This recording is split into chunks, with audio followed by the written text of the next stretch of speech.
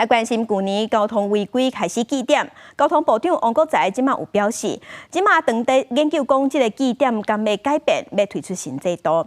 嘛讲总共罚款伫1200块以下，未来考虑袂记点。针对这项未新的改变，台北市机能车驾驶工会是真肯定，也毋过争取过路人路权的团体是认为讲政府的政策无应该改来改去。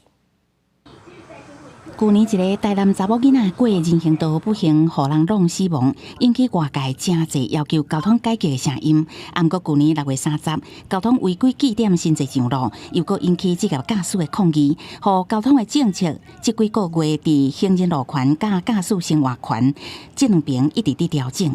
最近交通部长王国材表示，当地研究交通违规细罪无记点。 如果我们只针对的不断的是针对单一面向的处罚这件事情，事实上它并不会去让道路交通改善这件事情，它有明显的往前走。 12以下违规，包括驾驶的时阵使用手机反向行驶、路边违停、变换车道、无拍方向灯等等。路权团体发现，去年1月至11月，交通死亡的人数达到2759人，严重事故的件数甚至阁创下历年同期的新高。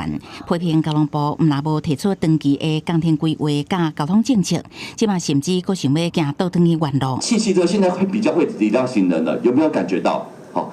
稍微开始萌芽这样子的行人的意识，居然交通部长想要走回头路。我想，如果大家对于个别项目觉得它应该是比较危险的，那我们觉得可以对于罚款的部分来做调整。那这个会在我们这次提送立法院的处罚条例的版本里面，也可以由3党的。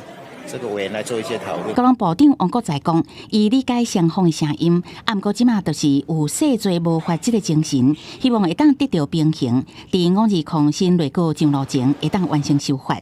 记者综合报道。